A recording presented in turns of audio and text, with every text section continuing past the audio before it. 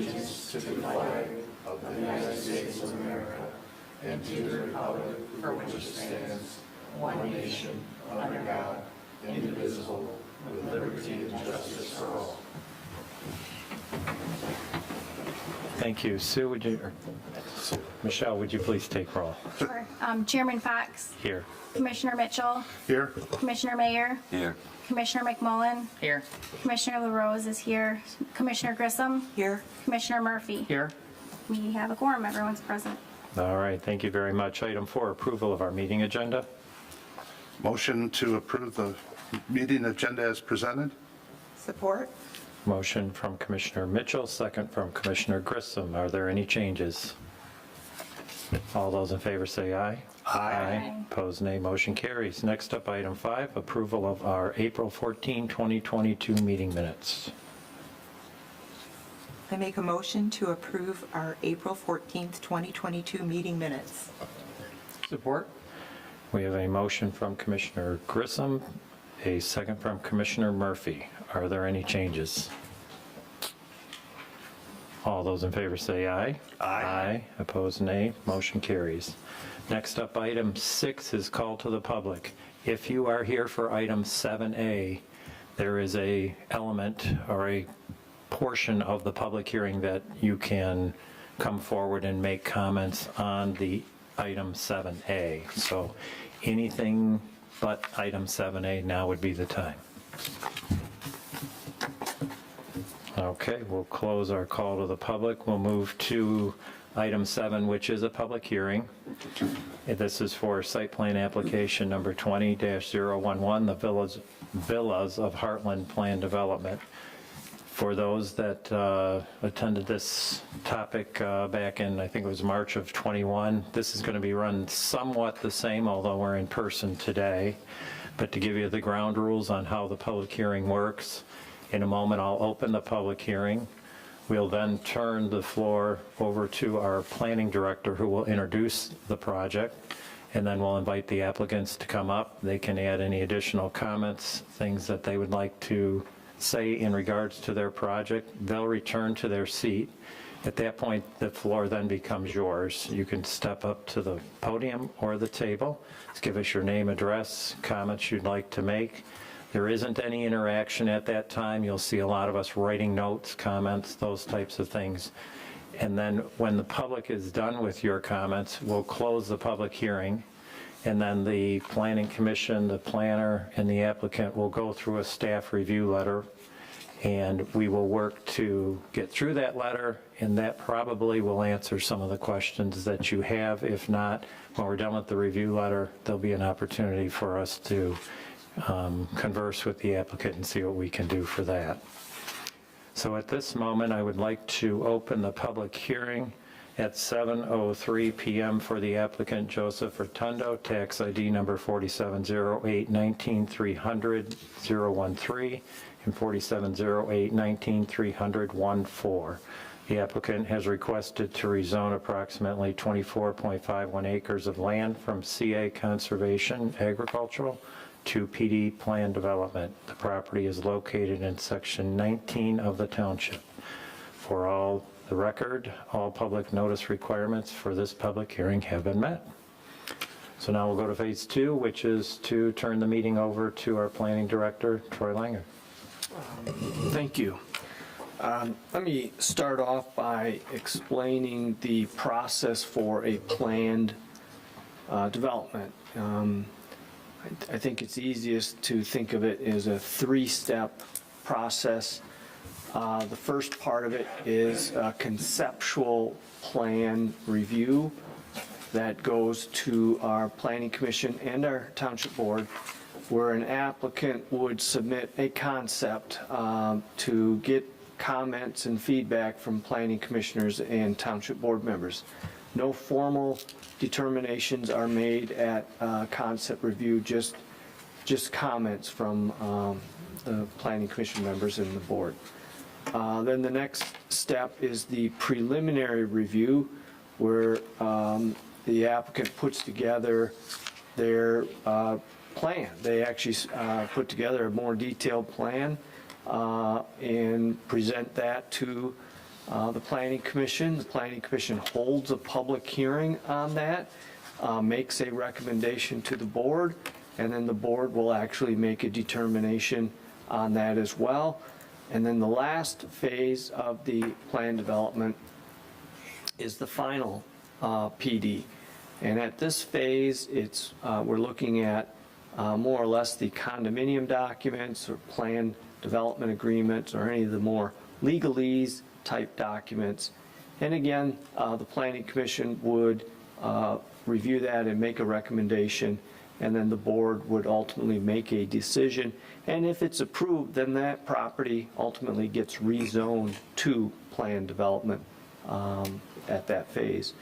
And then after that are some more steps, not in front of planning commissioner boards. They become the construction phase, where the applicant even gets even more detailed plans together to then apply for their permits at several governmental agencies, including Heartland Township. Just a quick recap on this one. It was in 2019 that the applicant submitted a concept plan. I don't have the actual concept plan, but it was very similar to this. That went in front of our Planning Commission and our board. Just for some reference, Hacker Road is over in this side of the site plan. M59 would be further south. And let me actually give you a quick viewpoint of where we are at here. This is US 23 going north and south, and M59 east and west. We are west of that intersection all the way out to Hacker Road, and then going north on Hacker Road. It was just slightly north of Hacker Road in this general vicinity. So this is where we're at. To the east is a subdivision called Walnut Ridge. This proposal, which went for conceptual review and then was ultimately submitted for preliminary review. And there was a public hearing on this at the preliminary phase. There was considerable concerns of this connection to Walnut Ridge. Ultimately, that part of the project has been changed. This particular plan showed 55 units with the layout that you can see here. Since this was abandoned, this connection to Walnut Ridge, the applicant has modified that plan. And this now is the current layout. Again, Hacker Road in the same location. The main entrance drive is located here, coming in with a cul-de-sac, and then essentially a secondary cul-de-sac here. And then this is an emergency access drive that will come out to Hacker Road here. So this is the current layout. Since the initial public hearing in 2021, and since there's been a revision, the township decided to hold a second public hearing on this case to afford residents an opportunity to come in and see this plan and speak on this plan as well. The changes, other than the street layout, it now has jumped from 55 units to 57 units. And there's no connection anymore to Walnut Ridge, so it involves a secondary means of access via an emergency gravel surface road onto Hacker. So that's the process. That's where we're at with this project. This is a quick overview of the project, and with that, I'd be more than happy to be available to answer any questions that may come up. All right, thank you, Troy. You guys would like to add anything? Now is your time. Just introduce yourself, and the floor is yours. Good evening, thank you, glad to be back. Wayne Perry with Design Engineering. Thank you, Troy. Good explanation of the overview of the project and where we're at with regard to changes since you last saw the plan. We spent an inordinate amount of time trying to find a way to make the connection that the township wanted to the adjoining development to the east. And as you heard, that was unsuccessful. So the revised plan eliminated any connection, and I believe the developer is converting the previously proposed connection location to a lot or a unit within his development, as was previously allowed under his agreement. So we've eliminated that, added the cul-de-sac at that location, reconfigured the development to make it work better on the property with this change, added the required emergency access out to Hacker Road, and revised the stormwater management system on the property to fit the new configuration as well. With regard to the road layout, or utility layout, really, the road and utilities, they're very similar to what you saw before. The utilities are still connected from the locations provided on the east property line. They've been modified slightly to fit the new road locations. But overall, the entrance to the development's at the same location. The basic concept and layout of the project is very similar, but we had to reconfigure it to eliminate the connection and provide a cul-de-sac at that location. So with regard to that, if there's any other questions, we'd be happy to answer those. All right. If you want to take a seat, we'll now let the public have an opportunity.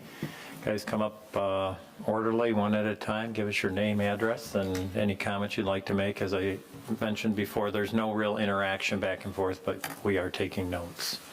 So your time is now. All right. Hi, my name is Henry Nykel. I live at 2371 Hacker Road on the Osceola side. This does come into within 300 feet of my property, and I have some major concerns about the water.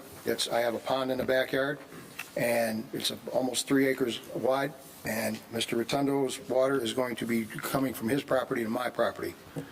So what I have is the filling of the wetlands are indispensable and fragile resources. Now the water that is being displaced have to go somewhere that will not be absorbed into the ground. Along with the water running off the roofs, driveways, and streets, being along with any contaminants, salt, calcium chloride, automotive fluids, fertilizers, and other unknown contaminants into the forebay, which is supposed to filter out any solids, but does not filter out anything in solution, which is now able to flow contaminated water from Mr. Rotundo's property development, currently uncontaminated water in my wetland property. Since Mr. Rotundo planned for the disposal of water from his property, then it is his responsibility to assure that he is not sending any contaminants from his property to a regulated wetland off of his property. Mr. Rotundo also should be responsible to have a reputable company do mutually agreed upon testing of the water to get a baseline of the current state of the water. This testing should continue before, during, and after the development is happening, and make sure there is no detrimental effects from the water into the wetland environment. The schedule of testing before, the other option is, if he does not wish to do testing, to keep the water on his property and remove the drainage pipe that is currently going under Hacker Road. The other issue is with the higher collection of water that can't be absorbed on his property because of all the hard surfaces, now raise the water level in the pond.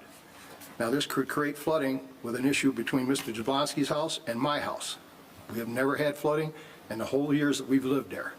So this is a very high water table right now, and we're still okay.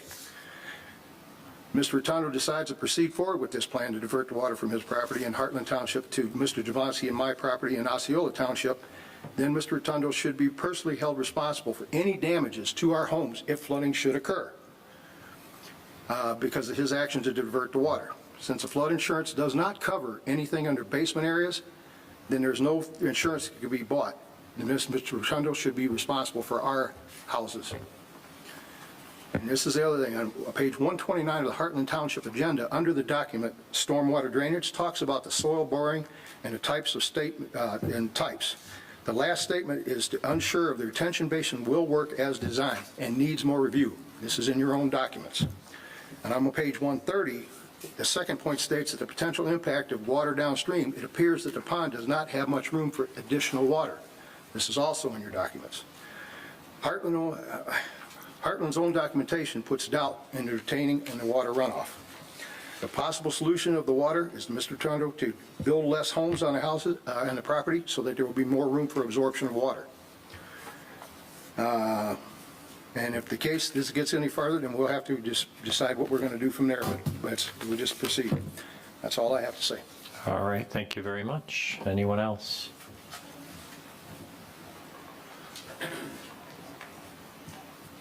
Good evening. My name is Stephen Cotter. I live at 2255 North Hacker Road, directly across the street from the planned development.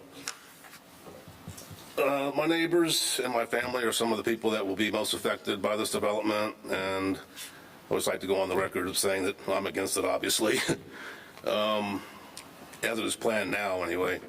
One of the main reasons I purchased my house in this area was due to the zoning being single-family homes with a 1+ acre minimum of property and the peace and tranquility that came along with that. I didn't think I'd be this nervous. I believe this planned development is contrary to the original intent of this area and is pretty upsetting to me. Additionally, I'm against this planned development for these reasons, which are very concerning to me. The real and negative impact of our property and home value, the substantially increased amount of traffic in the area, the sheer density of this planned development,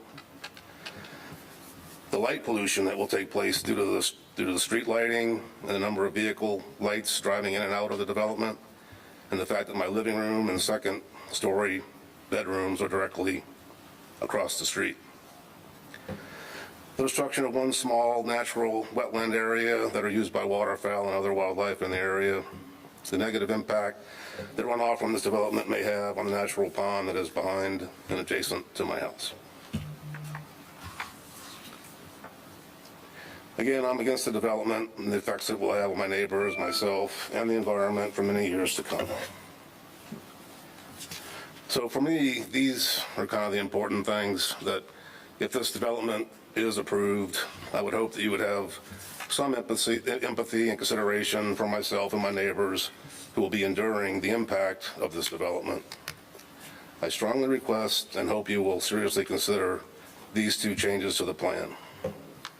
Require a buffer between the planned development and Hacker Road to include a natural green area with multiple rows of large evergreen trees, preferably on a berm. This will act as a buffer from the light pollution and noise that will be generated from the development and intruding into our homes. Number 2, require lengthening the paving requirement of North Hacker further north.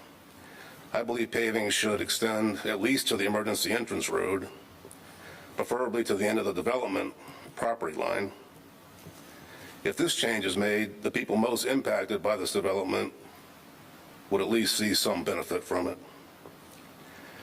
These two changes would greatly help preserve our quality of life and the peace and tranquility we have enjoyed and have expected to enjoy for many years. These changes would also help offset the negative impact this development will have on our property/home values. I know part of being on the Planning Commission is to look out for and help people that are impacted by development. And I would like to thank you very much for your time and consideration in this matter. Thank you very much. Thank you.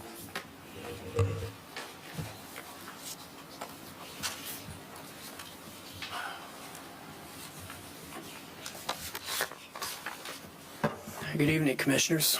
My name is Jim Jablonski, and I live at 2345 North Hacker in Osceola Township. First of all, I'd like to thank you for having another public hearing on this. I appreciate the opportunity to come and talk through our concerns. Okay. I was at the meeting on 11th, spoke at it. It was virtual. It's nice to be live again. But I talked about how we've got 24 acres over there. and developing it upsets the natural absorption of that water. And I talked about how there's a pipe, 12-inch culvert, that comes under Hacker Road, and rain, and what's not absorbed flows into that pipe. It's not much, but it flows into it, and it flows into the pond in our backyard that Henry talked about, Mr. Nykel here. And the concerns about that, well, you know what, that was 14 months ago. We've had epic rains since that time, above average rainfalls almost every month. If we had any margin for error, it's gone. Okay, this is really concerning to me. This retention basin that's on this plan is directly across the street from my house and connected to that pipe.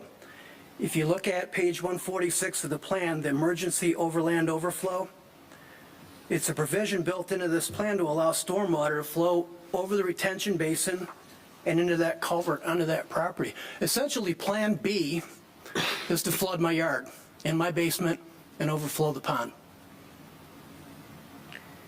If you really want to see my concerns, just look at the elevations on page 150. That property flows big time from east to west. The water flows from that neighborhood over there that didn't allow your street to come in all the way to my front door. It's really obvious. You know, I looked at, and this was called out, the PD site plan review completed by, looks like a company called Spalding to Decker. They said on page 27, well, they commented on pages 26 to 29, but in particular on page 27, it says, the ultimate outlet of the emergency overflow, appears to be an existing body of water located at the west of Hacker Road. Well, commissioners, what appears to be existing body of water is the pond in my backyard. Okay? Using it for an emergency stormwater outlet to do this project is unacceptable. I'm not a civil engineer, okay? I'm actually in an information technology business. I work for Dell. Okay, so I don't know much about these plans. But in computer programming, there's something known as a circular reference. The original plan, there was a plan to fill in a wetland there. The Eagle came in and said, you can't do that. That's a regulated wetland now. And the reason it's a regulated wetland is because it was in the proximity of our pond, which is a regulated wetland. Therefore, it's a regulated wetland. Well, the revised plan now saves the regulated wetland on the development property by pushing the water into the pond in my backyard. So we're going around in circles here.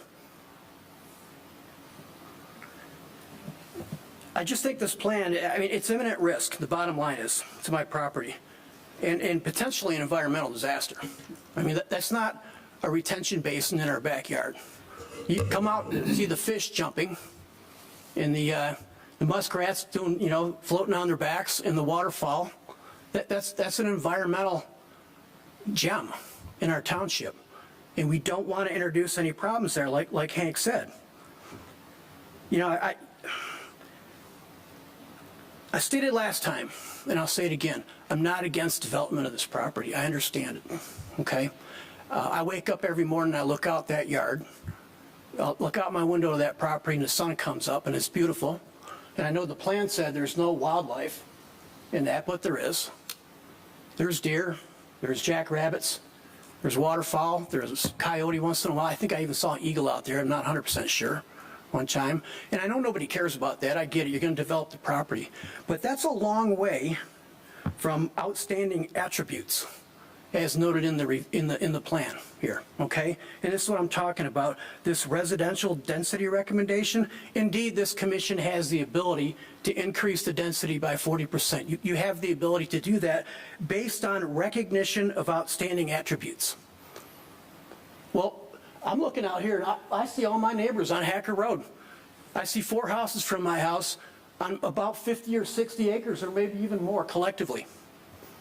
We don't think those are outstanding attributes. I grew up in Warren, and I lived in Royal Oak for 11 years, and then I moved out here in 2011. I have not met a person out here who wants their neighborhood to look like Warren or Royal Oak.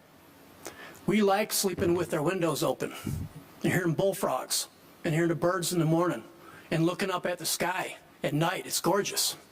We don't want to hear cars and radios and see light from other people's houses or streetlights. We don't want to wait 3 deep at an intersection to cross through it. We moved away from that, okay? So why is that important? I'm not going off on a tangent here from the water problem. What I'm saying is you've got a real issue with this flood risk. I don't believe this commission has a legal obligation to allow that extra 40%. In fact, I think we've got some documents in your own plan that suggest otherwise. I'd like you to reconsider that. I closed my comments, albeit virtually, in March of 2011 by inviting you to my house. I'm going to do it again. Walk up my driveway, step into my yard, take a turn to the right, and look at the door going into my walkout basement. It'll be blindingly obvious what the concern is here. But do yourself a favor and bring boots, because it's wet. Thank you. Okay, thank you. Anyone else?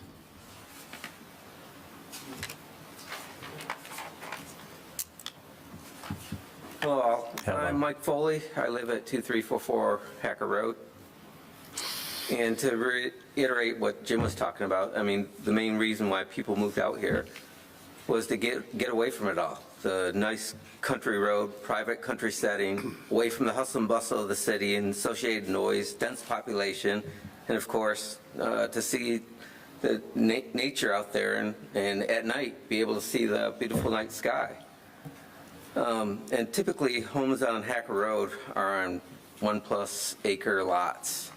So obviously, the density of this housing project is going to far exceed that, and it's not the norm in the area. The neighborhood has lived with peace, with wildlife, respecting ponds, animals, birds, and their migratory patterns. And I believe this housing project will have a negative effect on the community, the way of life, and of course the wildlife also. So with that being said, the main concern is the density of housing that they have on this acreage there. And then along with that is the associated loss of privacy due to people and pets trespassing on our properties, as well as the pet waste that is left behind. And of course there's this lighting pollution when the street lights shine from this housing project and bother us at night or blind us from the traffic. And then accordingly, there's going to be a lot more noise, initially due to the construction, but then due to the dense concentration of people and animals, that's going to magnify the sound even more. And then along with that, there's only one entrance and exit and it's going only onto Hacker Road, so there's going to be increase of traffic and then less safety in the community. And then the last thing of my concerns is, will this housing project provide Section 8 housing? And if so, what is the plan to mitigate any increase in crime? Okay, and then some of the suggestions I might have for mitigations here is higher berms to create barriers to minimize noise trespassing on the property, fencing to keep pets and people from trespassing also, less housing on the, less houses per acreage on the property. And then the housing project needs to establish a pet waste remediation process somehow. And then if the housing project can be supervised by some type of homeowners association to enforce rules for property maintenance, control of pets, and noise restrictions. And then, of course, control the lighting so that it doesn't shine on other people's property. And then provide additional entrance and exits onto other roads besides Hacker so that it decreases the risk of pedestrian safety or increases the pedestrian safety and lowers the amount of traffic on the road. I think that's it. That's all I have. Thank you. All right, thank you. Anyone else?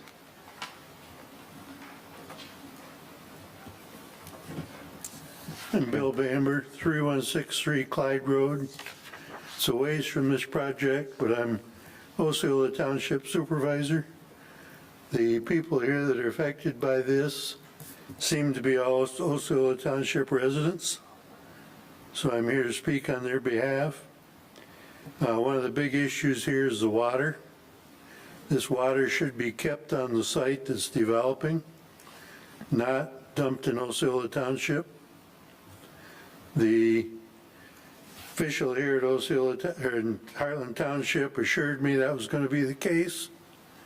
I'm not so sure it is, but I would like to see it kept in Heartland Township. The other issue is the road. Is it going to be blacktopped up past this site? As a gravel road, the 600 cars a day this will cause, and that's planning standards. Coming out on that gravel road is going to be a huge mess. So hopefully you're required to be blacktopped up past the entrance at least. And the gentleman that lives right across the road from it is going to have cars coming out of there, especially in the evening. Their lights shining right on his house. And there should be some means of protecting that, whether there's trees or some sort of barrier put up. And just putting it along the front of the property doesn't necessarily do it. Because some of these cars, the cars will be coming out the driveway and there'll be a gap in whatever is there is protecting from the light. So he needs something on his side of the road actually to protect him from the light damage during the evenings. Thank you. Thank you. Anyone else?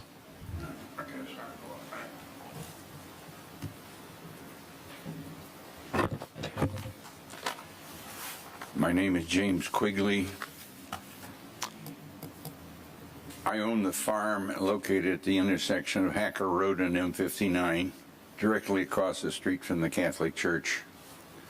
I'm a longtime resident. I've been farming here close to 50 years. More than any other person in this room, I will be the most affected by this development.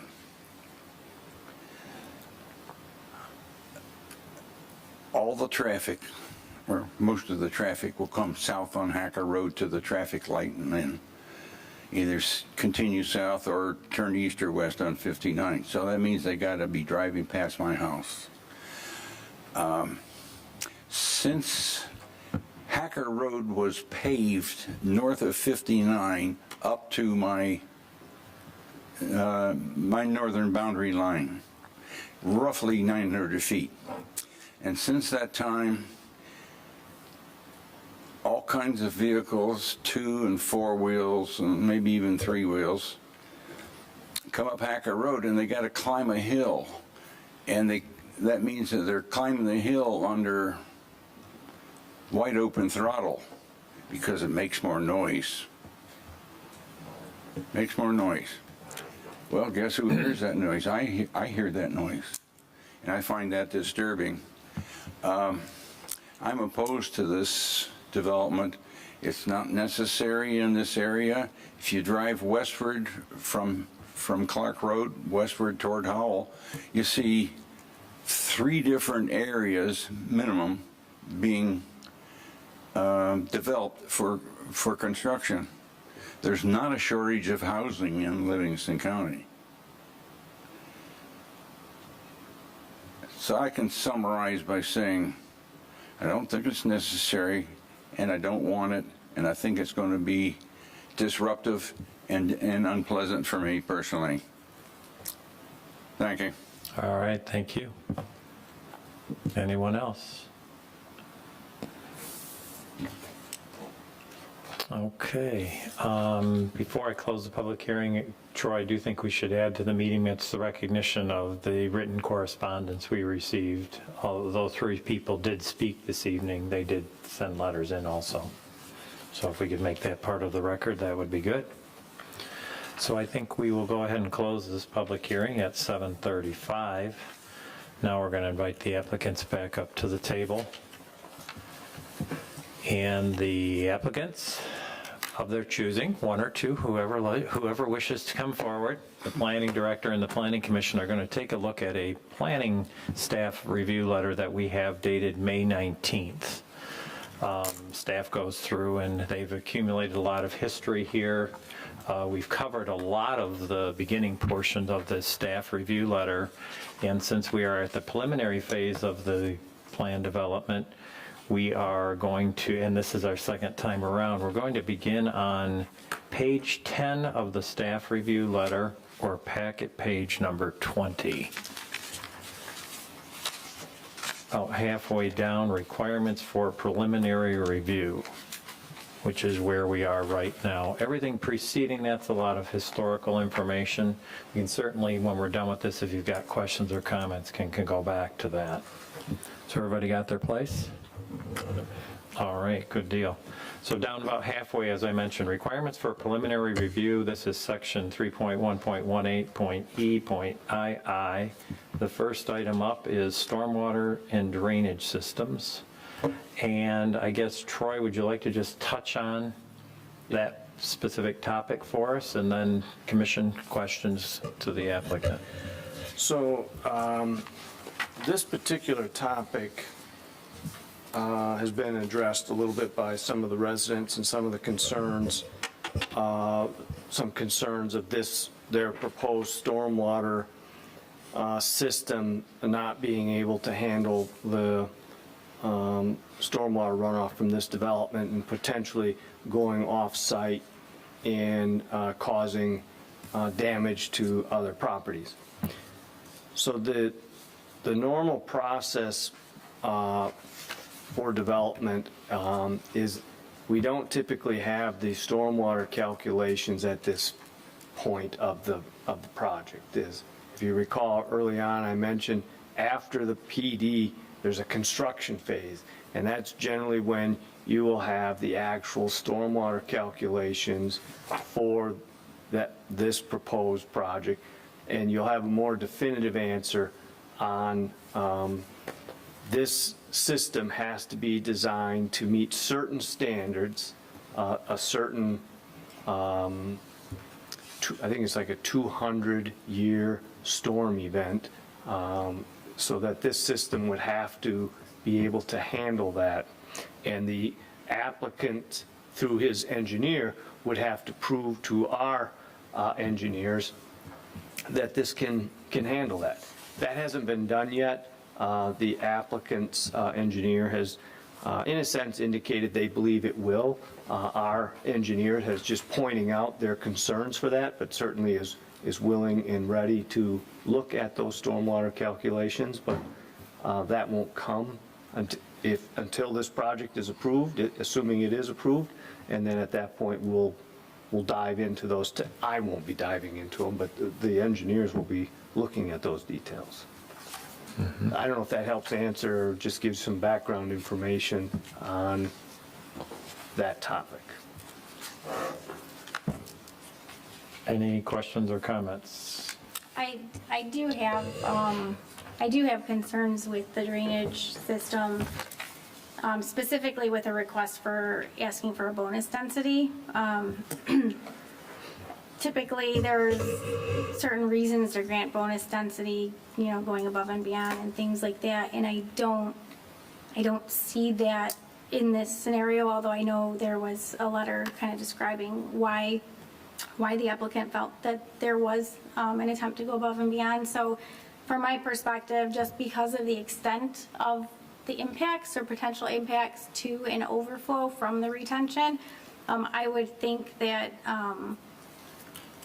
in my opinion, it would be worth having the impact assessment further look into downstream impacts, specifically where does the water go if it were to overflow, and how does it make its way across M59 ultimately, and what's the current drainage pattern versus the future, and how does that potentially impact the pond or the wetlands, and is there an outlet from the wetlands on the west side of Hacker that's working its way towards 59, because I was trying to look through the topography and everything, and I understand the concerns of the residents, because if that retention basin, for some reason, again, also tying in with that, seeing the soil borings, it'd be nice to see a soil boring specifically within the retention area. I know there's one next to it, but I see a lot of clay there as well. And so if the retention basin's not functioning as it should, as many sometimes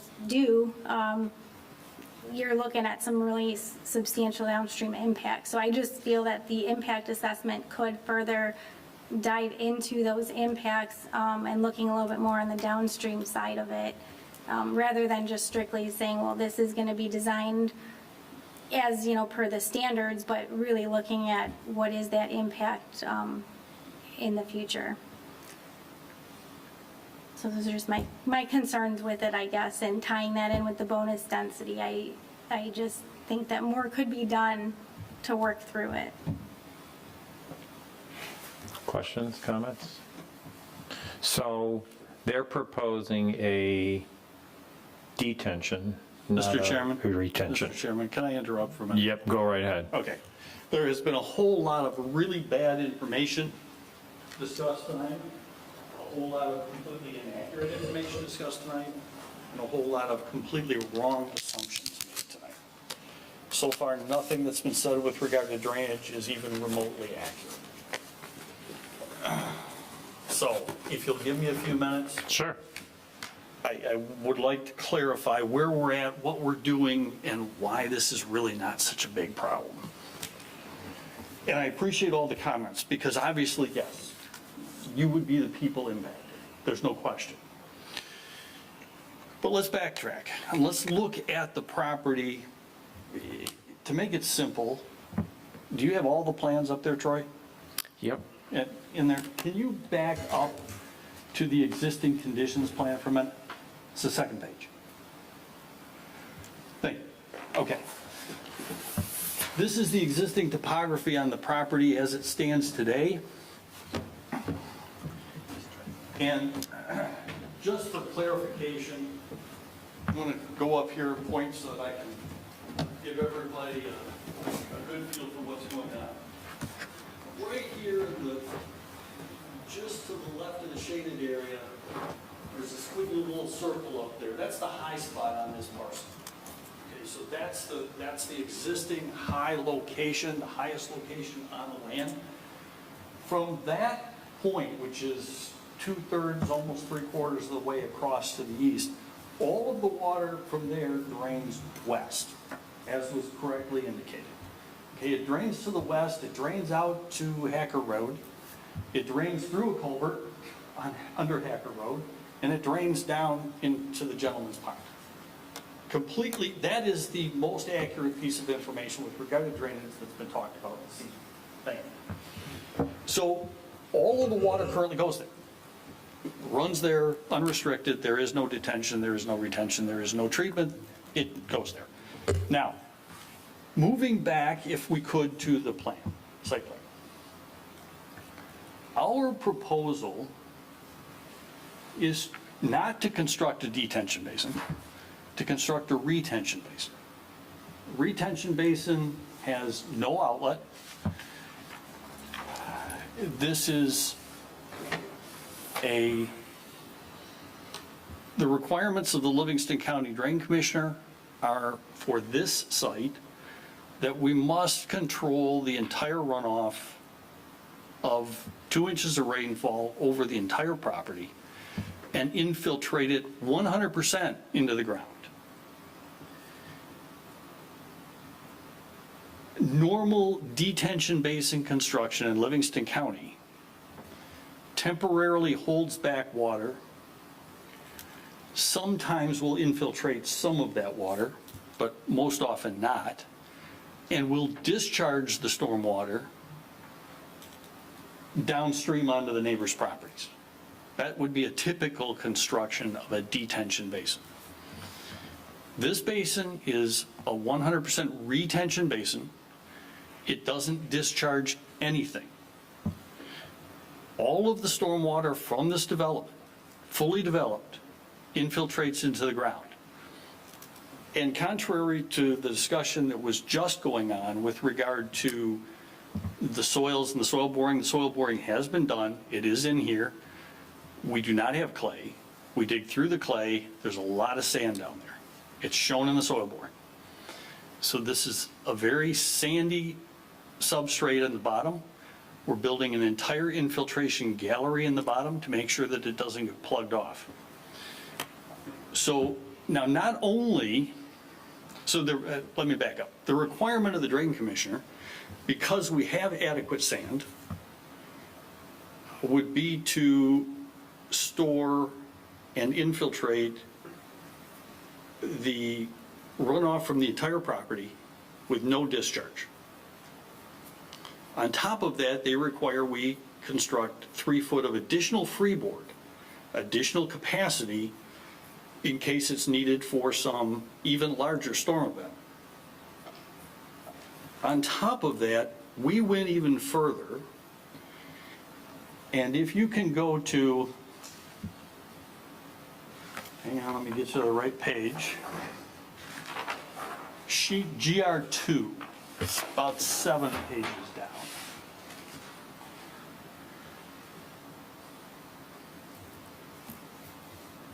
Okay, thank you. No, go back up just a little bit. Oh, other way. No, down, sorry. Good, There you go. right there, perfect.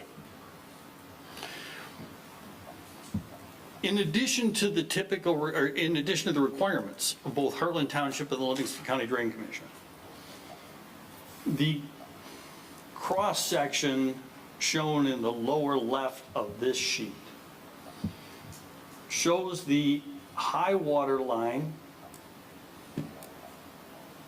Jordan, if you could point to it, it's the first dash line.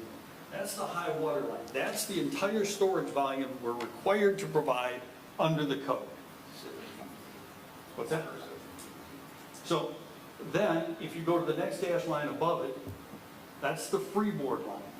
That's the additional capacity required by the Livingston County Drain Commissioner, just in case it might ever be necessary. Now, if you notice, over the left-hand side of what's showing here, it says emergency overland overflow, and that's even higher than the freeboard that's required. We have set this above the second 100-year storm event, so that we could theoretically contain all the runoff from 2 back-to-back 100-year storm events without discharging anything from the property whatsoever. It all infiltrates into the ground. There is 0 runoff from this project going toward Hacker Road. Currently, all of the runoff from this property goes to Hacker Road and goes to their pond. When this project is built, 0 runoff will go from this property to Hacker Road through the culvert to their pond. 0. The number is 0. Now, with regard to the emergency overland overflow, that is a requirement of the Livingston County Drain Commission and Eagle. Every stormwater management system in the state of Michigan, under those guidelines, but particularly we're here in Livingston County. So just dealing with Livingston County, every stormwater management system in Livingston County, regardless of what it is required to provide an emergency overflow. With 2 200-year storm events in Freeport, it'll never be used. And I'm an engineer, I don't say never very often, because never is not a word we like to incorporate into our work, because never can occur. But it'll never occur. This pond is so far over-designed. It exceeds the current requirements of both the township and the county by a factor of 2. We are obligated to put that in there by the drain code. No other reason. There will be no water from this pond going to the culvert under Hacker Road. None. So contrary to the comments that have been being made here, I'm sorry, but they're just wrong. If you have questions, I'd be happy to answer. Well, I'm going to add the comment, I'm going to go back to where Troy started with this on what data we do or don't have. I will say that in every project, and I'm sure it is in most communities, when we approve them, and the commissioners that have made motions know that that standard statement is there, must meet the applicable fire marshal, they must meet the township engineer, they must meet all the governmental entities. So I'm not sure, I'm not an engineer either. We certainly have somebody that has a lot of background, two of you in the room right at the moment. But between the design engineer, the township's reviewing engineer, and the county drain commissioner, we've got 3 people that are going to have to get through all of that together before this project ever goes. Because if we approve this, we recommend approval to the board of this project, and they can't get their differences worked out, the project isn't going to happen. That's really what it basically boils down to. The 3 people, the 3 groups that have the knowledge of this are going to resolve this if this project is to proceed. That's really it in a nutshell. So if you walk out of here and we do or don't recommend approval, or the board does or doesn't at some point in time, as part of the conditions of every approval is a condition on meeting the requirements of all those agencies. Correct, absolutely true. And one more comment, which I neglected to make. All of those calculations are already in this set and have already been provided. They have not been reviewed because it is not the township's engineer's policy to review drainage calculations at this level of the review process. But it is not that we have not done them or provided them, they're all in there. They simply have not been reviewed yet by your engineer. And I'm not defending your project, I'm just telling you how it works. I've been doing this a few years. The reason we don't require this type of information yet, along with a lot of other information yet, is when an individual looks to developing their parcel of land, they're investing a tremendous amount of money to even get to this point, to not know whether it's going to be yes or no. To ask them to take it to the level of completion that would be in construction drawings and all the engineering and everything that's going to go in it would be a tremendous burden to place on any developer to do that, not knowing whether they have a project. So that is why that condition is always in here, that basically says applicant complies with the requirements of the township engineering consultant, the Department of Public Works Director, the Heartland Deerfield Fire Authority, and all other governmental agencies as applicable. That's why that's there. Otherwise, every development would be required to bring you a set of plans that was 100% complete, which A, could change, or B, get thrown out when the project doesn't get approved, and they've blown even more money. So just some background on that. Not defending your position, I'm just saying that's why Troy made that comment. We don't have that info yet. You've provided some, but... You simply haven't reviewed it yet. Yeah. Correct. So, with that, my response is a little bit to Troy's comment. Any other thoughts on that, or you want to add anything, Michelle? No, I think I've been told I'm wrong, which I still have concerns, and I still have concerns with the bonus density as far as the requirements that go along with that, so.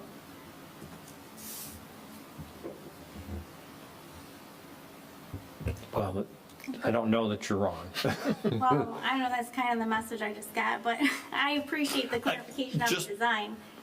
I'm just expressing some concerns, that's all. So. Fair enough. I just wanted to provide clarification on the record because the information is in here. The site does provide more than any requirements in this current community. So, and if anybody wants to review those further or discuss it further, I'd be happy to at any time. I have a question. I'm Yeah. going to go now to Michelle's comment about the bonus density. You know, I know there was a list of different, recognizable benefits, and you had to withdraw one of them because you couldn't make that connection to your neighbor. The vehicular or pedestrian, they just wouldn't, give connections. So we have a list of recognizable benefits.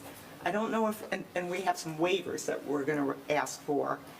I don't know if we truly decided that this project has those recognizable benefits for the bonus density.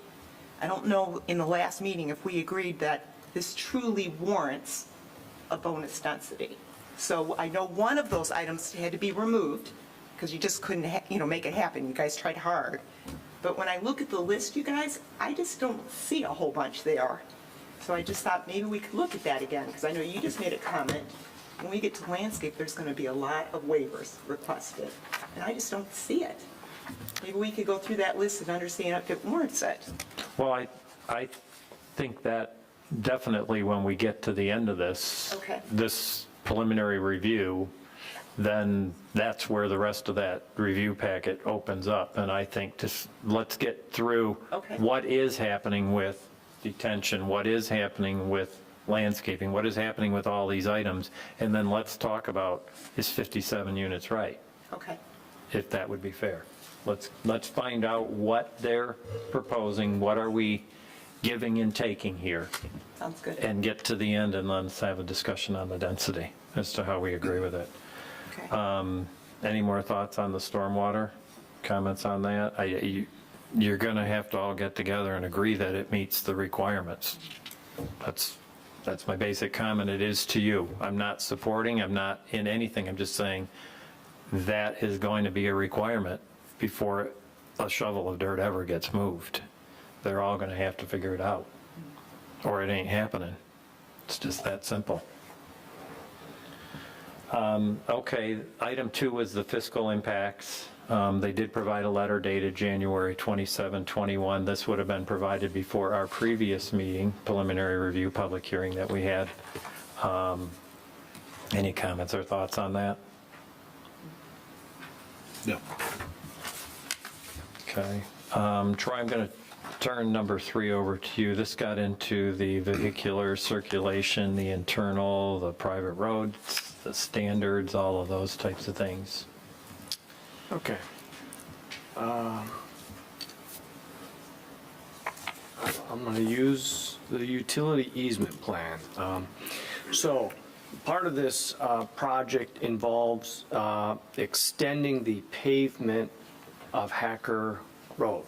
So the applicant is proposing to extend it from the southern property boundary to beyond their main access point here. This plan kind of shows it, and then it would end just north of their access point. And then as you come into the development, it has an island in it. There are gates that are proposed here. Now, the last time we discussed gates, it was a slightly different plan. It had a connection over here. But the gates were to have an electronic eye system so that any vehicle that were to drive up, the gates would automatically open. And then in the event there was a power failure or something didn't operate right, the gates could be manually open. That would allow any emergency vehicle in or essentially anyone in. Once you come into the development, it's primarily 2 cul-de-sacs with sidewalks on both sides. And the emergency, this is gravel, emergency access, that on these ones there are gates that the fire department is requesting some sort of a key system that they could open these gates. They don't want a crash type of gate. They want to be able to open them. So those will be details I'm sure this applicant would work out with the fire department at a later time. But again, there would be gates here so the normal public doesn't drive on these gates. And these ones wouldn't have the electronic eye that would just automatically open. So that in a sense is the road network, vehicular circulation. Questions, comments on that? Similar but different? Okay. Next up, item landscaping, big topic. Do you want to talk about the whole landscaping plan as in its totality or by section?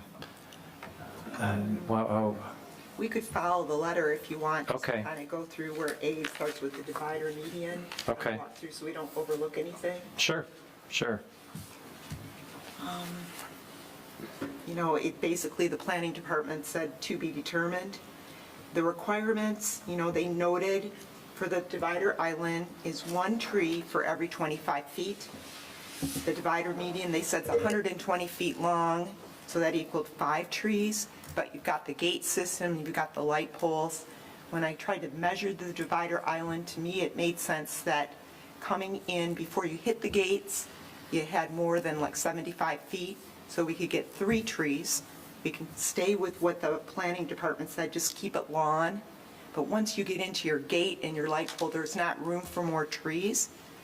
So I guess I would just recommend that we try to stay as close as we can to our ordinance and do 3 canopy trees. Let the rest go to lawn or shrubs or whatever you want and call it a day on that. Does that something sound reasonable? Sure, absolutely. Does that sound reasonable with the commission? Yes. Okay, all right. Okay. The green belt landscaping, the next, you know, we talked about this the last time we got together. I went back and again, I looked at Hacker Road. You know, Hacker Road is a country road. The trees are so close to the edge of the road, gravel. I mean, they're within 5 feet sometimes. And when we paved this and we widened the drive, which I'm assuming, Wayne, that we had to have the A cell and D cell lanes per the county. That's correct. Yep, so you had to follow the code. But it's, you know, once we head north, it looks like you're not doing a whole lot of grading that way, other than getting a water main in and some utilities.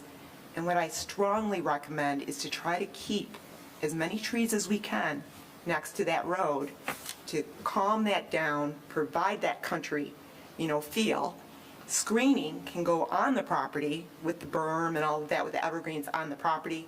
But let's keep those trees as close as we can to the edge of the road.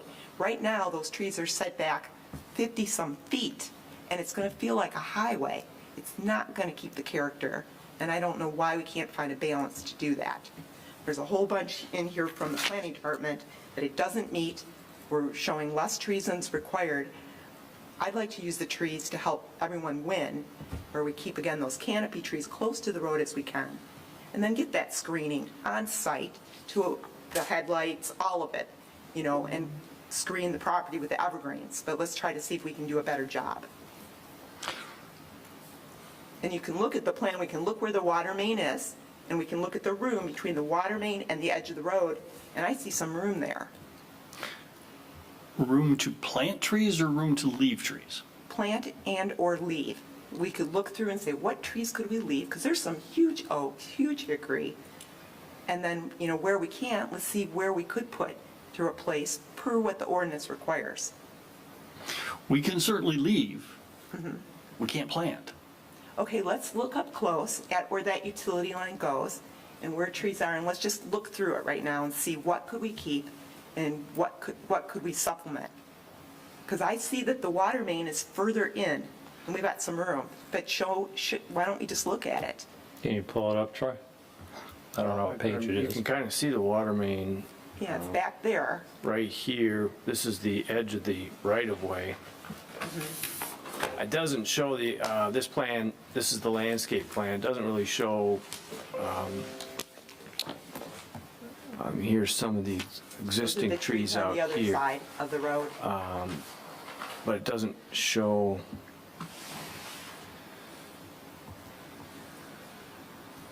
I'm not sure what trees are on the east side of the road, but this W with this dashed line would represent approximately where that water main would go. And then here are their proposed trees. On I their think what property. what Mr. Perry is saying is, well, this is the right-of-way line. They actually can't install those trees into the right-of-way, so there might be some distance from the edge of the road to the right-of-way here, but they aren't able to install trees in that area. It's the road commission's right-of-way. They won't allow us to install trees within the right-of-way? No. I haven't had that direct conversation Okay. on this, but I imagine it's going to be difficult. Can we keep trees within the right-of-way? Sure, any trees we don't have to remove, we can keep that are within Okay. the right of way. Okay. Yes. And do you agree that there's places that we're not grading that we could keep them? There probably are. We could take a look at the existing trees that are out there shown on the existing conditions Yep. plan and save as many as we can, I recommend we do that. providing access to the fire hydrants and the Yep. entrances and so forth. And I Yes, think we've sure. got some opportunity to do that. Sure, absolutely. But we can't plant. That's, That's terrible that we can't, Yeah. but let's try to see if we could save. How many feet do we have from edge of road to edge of right-of-way? from edge of road, existing road to edge of right of way?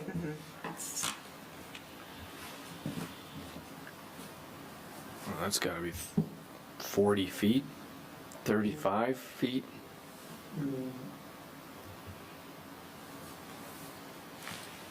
I don't know. I mean, I'm eyeballing it from the width of your emergency access drive. It's, From the edge of road to the future right of way, the proposed right of way, Okay. which is not there currently, it's 40 feet. And the water main goes right down the middle of that? No. No, the water main goes in about 10, 8 feet in, I think, from the right-of-way line. From the From right-of-ways. the edge of Yeah. road or from the edge of right-of-way? From the edge of the right-of-way. So we have like 30 feet, you guys, between the edge of the road and where that water main is, and that's why I'm saying if we can keep some trees in there, it's going to make a world of difference to the road, slowing traffic, all of it, and the character. And I don't see a need to remove them if we, you know, We can save any in there that we can save that aren't impacted by improvements, correct? right. Sure. So I would recommend that if you guys agree, especially if you go down that road, you'll see how much it really helps having that canopy and just, you know, keep that character. And then internally, where you've got the berming and you've got the evergreens that you want, go for it. You know, we've got requirements for green belt, but let's try to keep what we can. Okay, Yep. great. The next is internally, our road system, we talked about that, where now when we're coming into the site and we've got the street tree planting requirement, the last time we talked about trying to work together, because you've got utilities within the right-of-way, and right now the proposal is showing trees outside of the right-of-way, up closer to kind of where the homes would be. Correct. But the distance between, you know, it creates about a 100-foot wide area where you've got the road in the middle between the trees from one side to the other because of all these utilities. When we talked last time, we talked about how we could work together and try to plant over some of these utility easements. And that's in the meeting minutes. It doesn't look like we've gone further from that. Right now, we've got trees about 100 feet apart. It's going to feel like a highway again, and I'm wondering if we can revisit that and We- get trees closer to the road. We can, Michelle, were you bringing the point up of planting trees over utilities? I did, and I remember this conversation. I remember Sue commenting that based on the depths and with the root systems that she knows the plants better than I do. I know the pipes probably better than she does, but she didn't think that it would be an issue with the type of plants and the root systems is how the discussion went, as far as I remember. And then we just kind of all said, okay, well, let's see the list, let's see what we can do, and can we, you know, bring trees? And there are lists of trees with not, you know, surface roots versus deep. So I'd just like to revisit that again to get those trees closer, because otherwise, like I say, you're basically going on a road that trees are so far away from it, it's not going to feel like a great community. It's just going to be, you're just going to fly in there. Can I add comment or a question. When we put street trees in, generally what you see them do is they come in, they put the curb, they put the sidewalk, and then the developer hires the contractor that comes in and he puts 100 street trees in. But when we put them in the front yard of an individual unit, it would seem like those would have to go in one at a time as those units are developed. Correct. And who in the world is going to be responsible for taking care of that, and then from the township angle, going out and making sure that it actually happened? So I guess my question would be, is there something that could be done with the street trees? I'm coming at it from not the 100 feet, I'm coming at it from, are they ever really going to go in? Who's going to make sure that they go in? And to me, it's more of a logistical, how's it happen? Sure. Part of the association requirement. So that was my input to it, is getting it done. Does it really happen?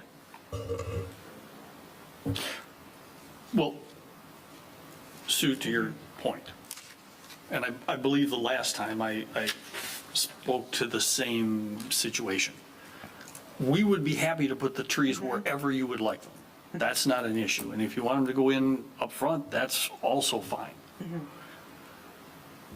The problem is we will be precluded from putting them in the right of way because your township standards and your township ordinance and your township engineering standards prohibit us from putting them within 10 feet of the utilities. Right. So until we get a waiver to those, I can't put them there, period. I don't have a problem with it. Right. It's not an issue that we have a problem with. Right. It's a problem with your requirements for utilities. Right. And I can't change that. And that's exactly what you said the last time during the conversation, and then we talked about working with the DP. We'd be happy to put them And wherever that's you what want. I'm asking, let's look again and work with them, because they did open up the door to say they revisit that. And I just- I'm sorry, who did? And it was in our meeting notes, I think it was Robert West or someone was here saying, well, let's look at again a list and Okay. let's learn.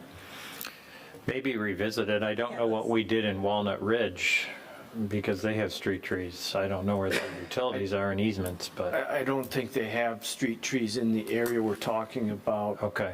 They have them out between the sidewalk and the house. I Got it. think they were used as, that subdivision was used in pictures as an example of what Member Grissom. that's right, correct, Did I not remember want it. to do. Yep, I remember now.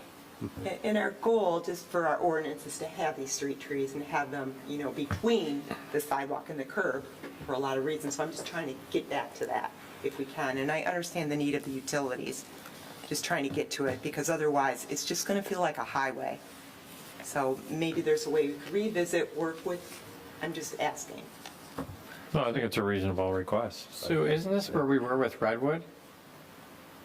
We talked with Redwood, I just can't recall where they ended up putting their utilities, but we got them I closer thought- to the road. I thought it was that the utility was between the sidewalk and the road, and that there was enough room and we fit trees in there also. But the same conversation of which tree would be the right choice. Troy, where do we go with this? If this is what we want, where do we go to get this done? So just to clarify, on Redwood, the sidewalk was right up and abutted the road. There was no distance there. Right. On this topic, if the planning commission feels that they want the trees essentially within the right-of-way, my advice is we just make that a condition if the engineering and public work will accept that. Put that little caveat in there that they'll go there, provided that the engineering and public works accept that. It really kind of gets it out of the applicant's hands, and then it becomes up to our engineers and public works department to accept that. And then perhaps we could have a meeting with them together one afternoon to discuss this and moving forward. Yeah, this is, this Need to topic resolve this, it's come up comes up before. all over. Yeah. So let's just get it done Yeah, with. that sounds great. All right, so let's go with a condition based upon that. Good. Sue, what else you got? Really, I don't really have anything else. I think the screening works on the property lines, how you supplementing it, that wasn't a problem. And then the detention, retention, not the requirements. Okay. So that was that. Any overall questions, comments on landscaping, anyone? Thoughts? I do have a comment.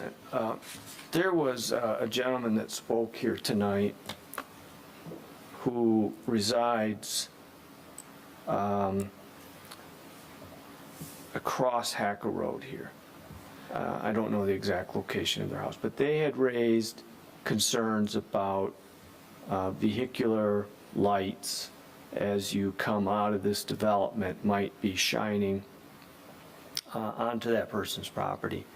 And the supervisor from this township also spoke tonight and specifically asked that trees be, or some sort of screen, I might be ad-libbing a little bit there, some sort of screen or buffer be looked at. Ordinarily, that is an off-site improvement, and generally speaking, that is something beyond the authority of a local municipality to require or impose an off-site improvement. However, I do feel we at least need to have that, it would be at least imperative to have some further discussion on that topic, I think. Somebody came here tonight with a concern, and I think it at least warrants some discussion. And if we can't do it, we can't do it, but at least we can at least share with that person that we gave that some thought, so. Any thoughts?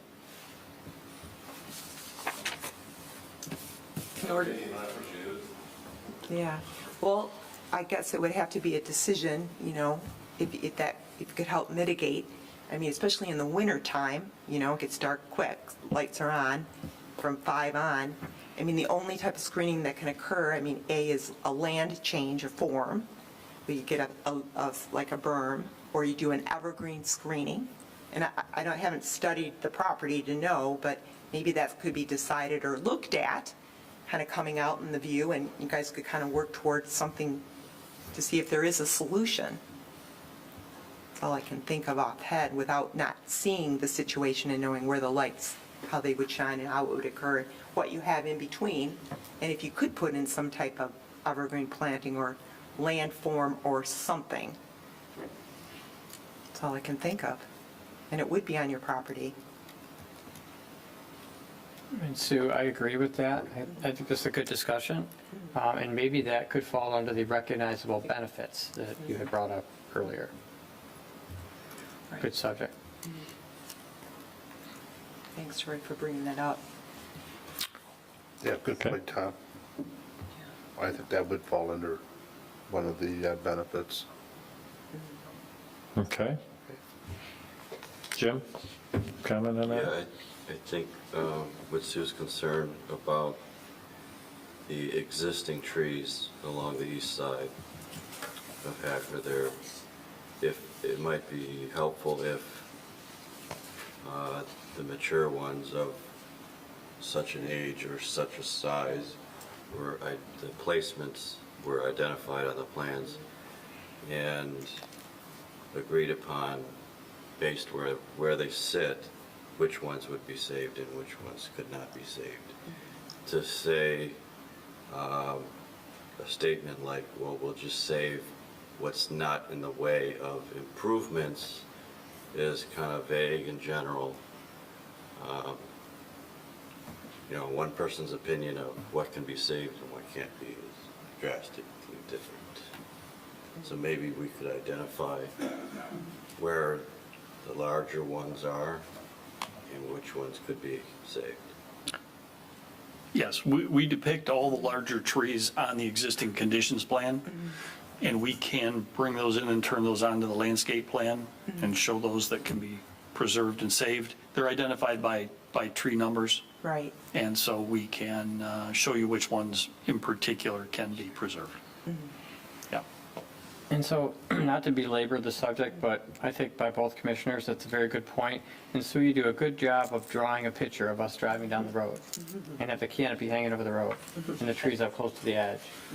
And then to consider taking out a large void of trees for a utility maybe, whatever that reason is, it's going to stand out, you know, it's going to take away from that major character that I think we have today. So just a comment on it that I support that for sure. Well, I think it actually enhances their own development. It does. It's not just the people across the street. Mr. Rotundo's development will benefit from the atmosphere, from the environment, the ambiance that creates. I think we had a gentleman come forward stating he would like to see asphalt to the northernmost portion of the property. At first, I was in favor of that, but in consideration of the trees, I think by paving that, you're going to lose a lot of those trees, so.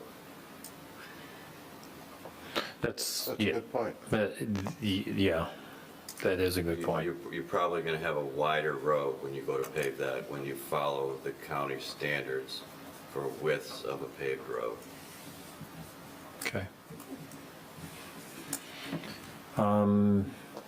Okay, so Landscape. we're good with the landscaping at the moment? Okay, street lighting, looks like you have a couple fixtures at the entrance, Correct, that's it. decorative, That is correct. right?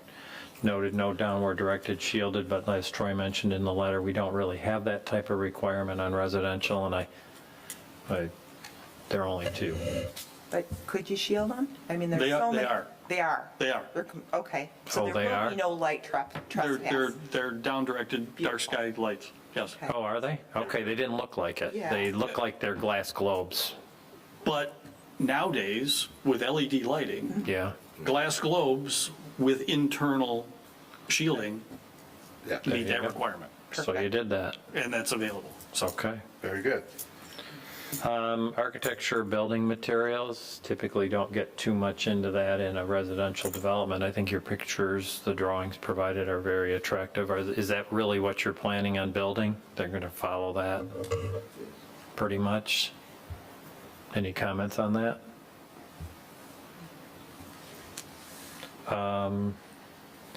Anything else? Troy's saying nothing else at this time. We will get into this density thing in a minute. You have copies of DPW review, our engineers review, fire authority review. Any comments or? correct, we have those, no issues of any concern. Can comply, work with them? Everybody will get to some resolution. Okay, other topics relating to this project. Density's come up a couple times now that you've gone through and reviewed the site plan itself and seen the changes that are made and what we've talked about. Density certainly needs to come up. And anything else that you'd like to talk about for this development? Yeah, just briefly, there is no connection to the adjacent neighborhood to the east? Is that correct? There is Not by no- road, I know, but not by walkway. No, as I say, they are no longer leaving that area as an outlot. It is a unit, and so there's no access point through there for a walkway. It will be privately owned. They're building a house on it. Yeah, yeah. I The thought only, that was fine. the only Yeah. connection through are the two existing utility easements that will be on that parcel when it's sold. But those are in the setbacks. So, I have one thing. Sure. So I made a comment last time about the gates. You know, it just, I have a problem with it. It's, you know, exclusion of community. It's not a, you know, it just isn't cohesive, you know, and I don't think it goes with the character of this community. That's more, I see that more when I go to West Bloomfield or Birmingham. I just, it excludes people. I live on a private road. It's not, not gated. I don't have a problem with people, you know, meandering down my road.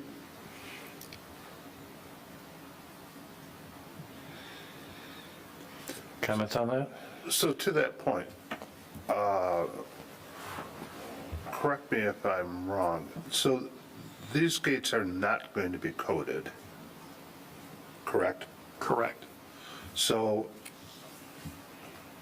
everyone who approaches the gate, they will automatically open.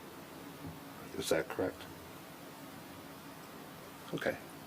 So with that being said, I really don't have a problem with the gates that the applicant is proposing.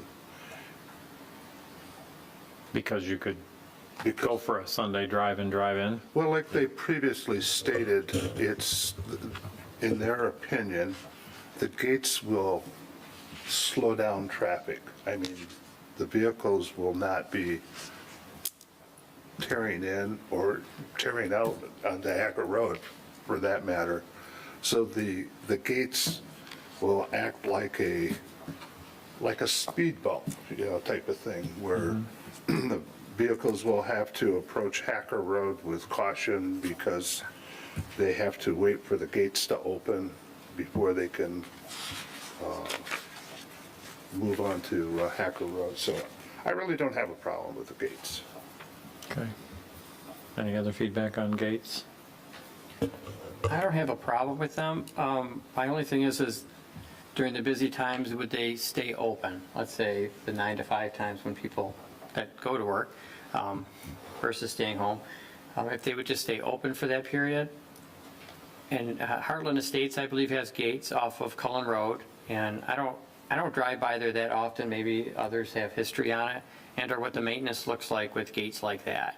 Is it the kind of thing that the homeowners spend, the HOA will spend a lot of time and energy doing maintenance on them. So it's just a question, but I don't have an issue with the gates per se, but it's just those couple things of, do they just end up staying open or, I don't know. I think they do. Don't they at Heartland Estates, certain times? When we started, Heartland Estates were leaving them open during the day, and they had an electric, they closed at certain times back. But then the homeowners association opted to close them all the time, so now they're closed all the time, they're open as you pull up.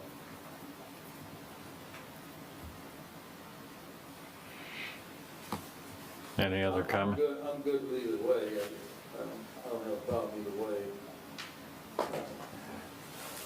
I've seen Heartland Estates. Are there other neighborhoods in the township that have gates? I'm not. Not that I can think of. That comes to mind. Yeah, none that come to mind. There's two there in Cullen. I mean, I fall on both sides of it. It kind of looks cool. It'd look cool if they were open,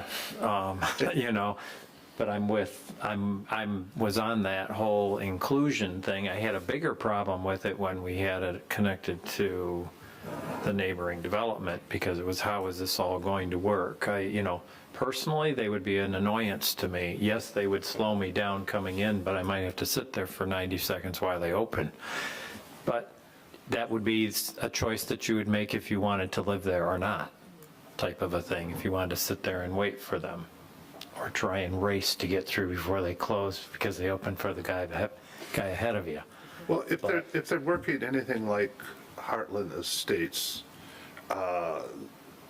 the most time that you would spend in front of the closed gates is no more than 30 seconds. Okay. And then when the gates are open, if other vehicles are approaching, the gate sensors recognize that and will allow, whatever traffic to flow through. Even if they're partially closing and a vehicle approaches the gates, they automatically open again. So, Okay. I mean, I don't see it as a deterrent from a traffic flow per se, but much like the applicant has said, in Heartland Estates, the homeowners there feel, They like it. yeah, feel like it's a protection for them. So, anyway. Okay. All right. Any more comments on gates? False sense of protection, because anyone can get in, right? Right. It is. Just a feeling of. Yeah, no, slowing that's down very anyone true. from just going in. Yeah. Okay. Right, I just there- want to make sure I understand, so it's not locked or anything? No. No code at Heartland Estates? No, he says they're not going to be coded. At so- Heartland Estates, though, I'm saying those, that doesn't require any code either. It's just open. I thought it did at one point. Well, Just it to go in did. there more. Originally, Heartland Estates was were coded gates. Yeah, I don't know what they're doing with them now, Okay. but. yeah. Yeah.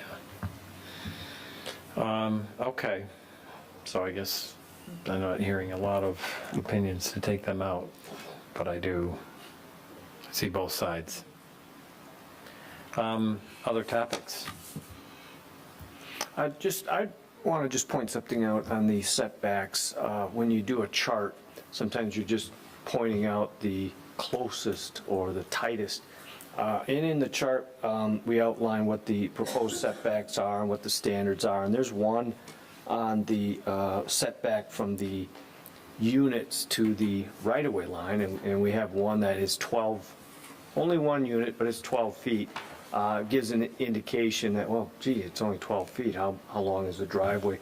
I just want to point that out where it is so you can see it. It is, it's this unit 15 here, so you can see it is 12 feet, but just so you know, it's not a short driveway or anything. It's the way the driveway is set up on that unit, it actually ends up being a little longer than the other units. It's because of how this sits here with the cul-de-sac. So, because it's a PD, you guys have the planning commission has the ability to accept that, and I just wanted to point out that normally they're almost 25 feet. Here, they're all 25. This one's 24.8, but this is the only place where it's 12 feet, so. Okay. Thank you. Questions, comments on that? Okay. Anything else? Well, I think we should talk about density. Okay. I'm waiting for somebody. I've asked. And they'll move. Well, we've gotten off on other topics. Thank you. Thank you. So, the Troy Fiddler's Grove, which you used as a reference in relationship to the villas of Heartland. So its density is very similar to what the applicant is proposing. Is that correct?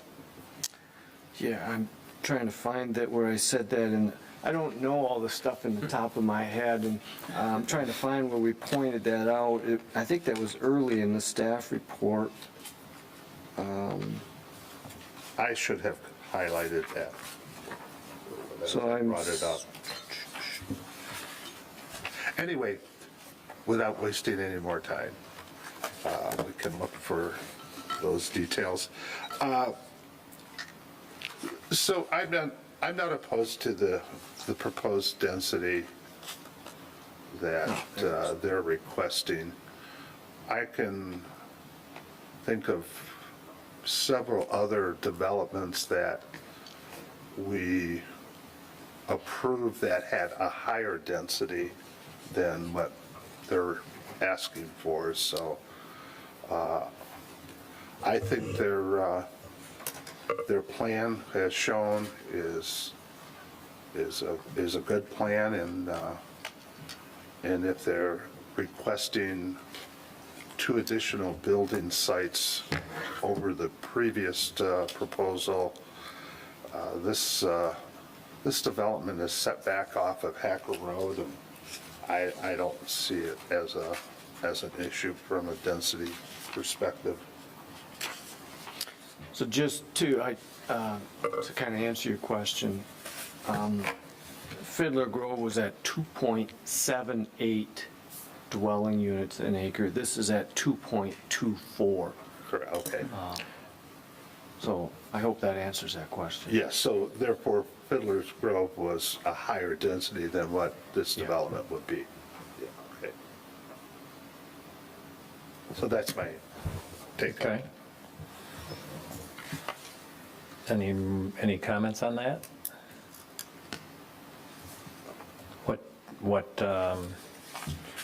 What are you thinking?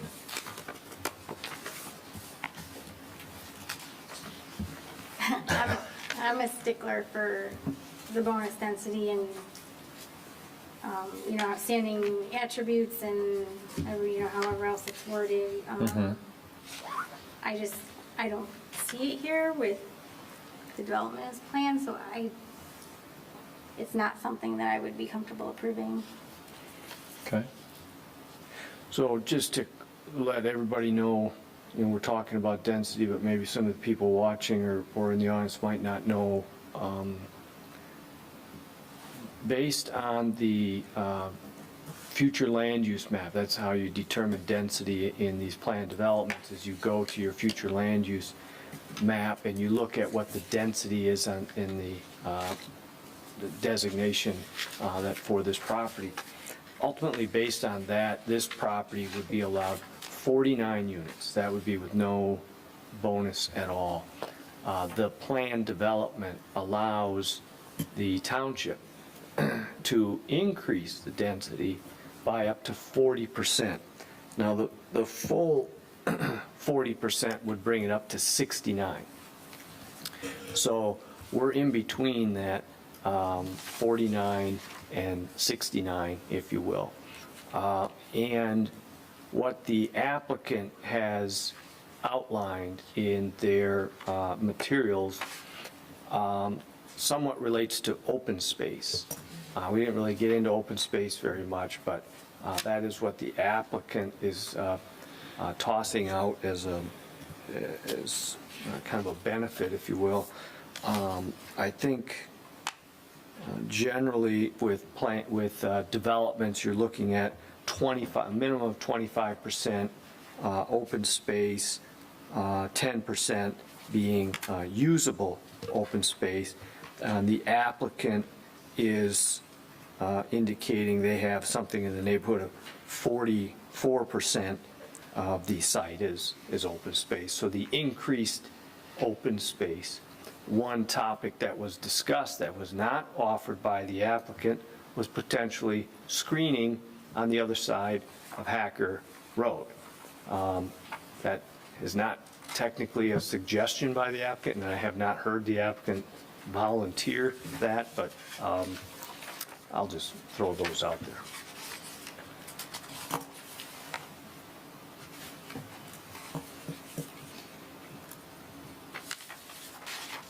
Okay. Comments? I can go. So I don't necessarily have a problem with the bonus density, but when it ties into the stormwater requirements, I think that's another topic that needs to be talked about. But when it comes to just the density, I think I'm okay with that. If I could sit, and literally comparing it to Fiddler's Grove, I like that we're not as dense as Fiddler's Grove. And Michael's point that we're farther off the road.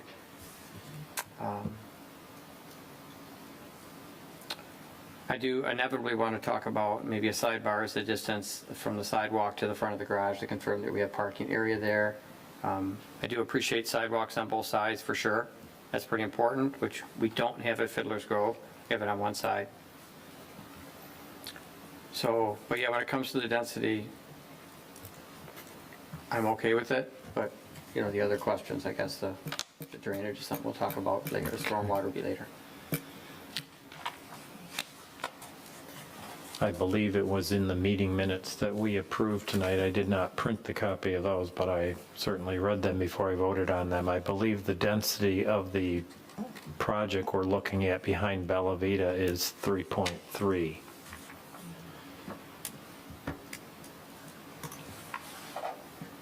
I don't have a problem with the density. I think there's a market for this type of product. It's nice to offer a variety of types of housing in the community. There is a definite need for those that have the larger homes in Heartland that keep saying, give us something, you know, that we can move out of. We don't need our 3,500 square foot 2-story on 2 acres. And they want a place to go. But, you know, that's comes with an aging community. So we free the housing stock up of the larger homes so the younger families move in, so the community remains vibrant, and the school district has all the students that they want. So whether it's this project or another, I think you're in the realm of the densities of a very successful project we have with Fiddler Grove, another one we just reviewed 2 weeks ago. To each his own. It's just a different kind of housing.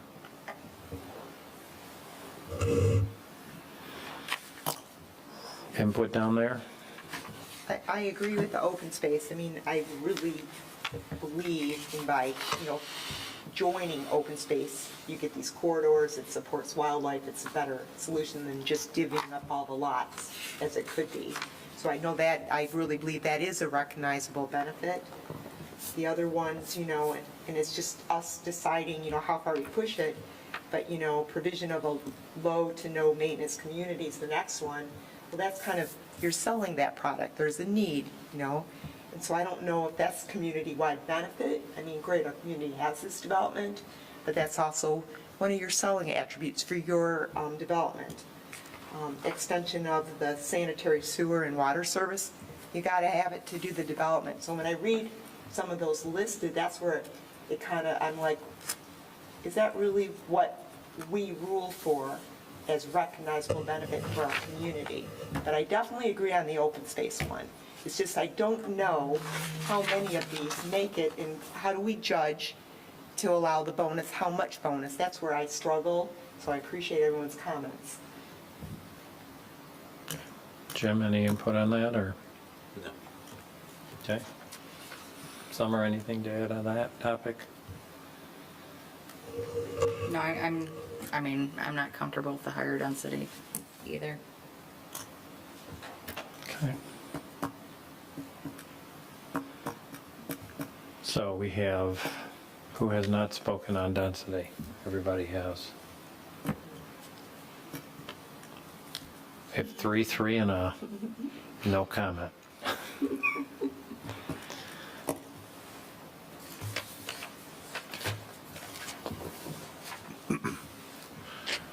Okay, I don't know where to take that. Leave it as it is, take a recommendation to the board. Let the board decide. Ultimately, they're going to decide it anyways. I guess at this point, maybe you can toss it back to the applicant to see, are they willing to add anything or change anything to maybe change one of the minds of a planning commissioner.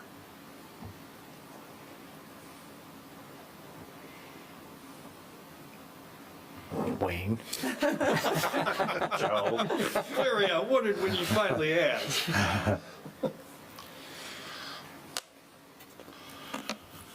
We want to do a screening across the street. Okay. Okay. Will that work for you? Is there room to do this screening? I don't know if that even works. I mean, I appreciate the offer, I just don't even know if it can work. I don't know your front yard. Can you clarify what you're suggesting, because I'm not sure we understand it. Okay, so, Why don't you explain what you're suggesting? So we don't put words in your mouth. right, Yeah, why don't you give them an idea of what, Well, we were talking about putting some, maybe berm or some pine trees or something like that to screen the headlights from the vehicles. And I don't even know if that entryway is right across from the house or not, I don't know. okay. It's not right across from it. The center of my house is a little bit north of that, about where the road is, where the gravel line is, basically. So it's not across from your house? Well, you're not going to get the headlights then coming out of the entrance? Not directly, no.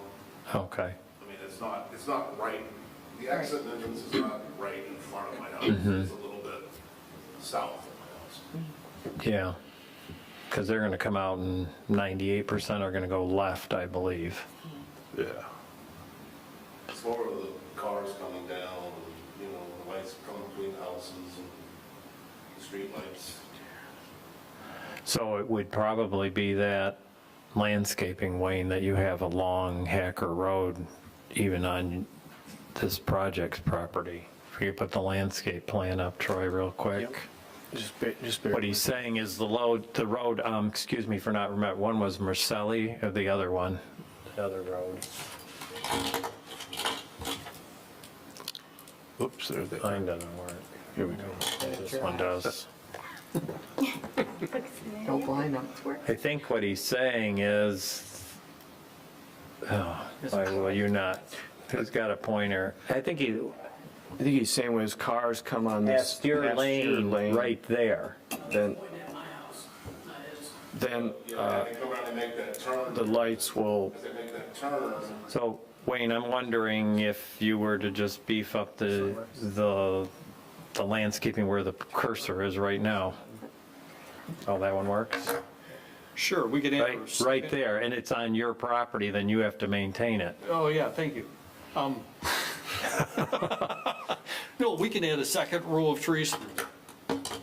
That's not a problem. We have a berm there now.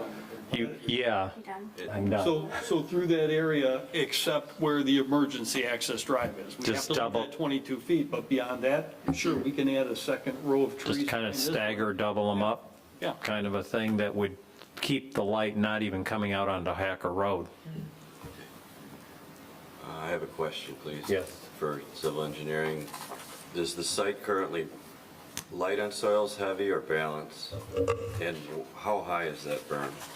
The site balances. Site balance? Okay, completely. We've run the soils balance Okay. on the entire, And how high is that berm there? which one? The one running along Hacker Road? Well, it's not all the same height. So the one you're looking at there by the entrance, each one of those contour lines equates to 1 foot. So that berm right there is, I believe, 4 feet in height. Now, as you go farther to the north, right up by the detention pond, I believe that's 3 feet in height. That's the requirement. So we have it 3 feet in height up there in that area. So it's not all the same, it changes. And I think really where you need to double up the trees is at the wetland, the trees on the other side of the wetland. Is that an opportunity? Yeah, wetland too. Yeah. Yeah. And that's where we can add a second row of trees. Right. I'm thinking if anything, those are where the headlights could be, not to the north. Yeah, that's fine. Unfortunately, around the wetland area there where the red is, unfortunately, they cut a lot of trees down that were there. Before it was deemed a wetland. Yeah, well, we can, Unfortunately, they're gone. so we've got some room to add some evergreens of some variety, something of some screening value. Okay, so, does that make sense, Jim? Okay. Where are we on the density? I think the trees on the development's property is a better deal than on neighboring property, personally.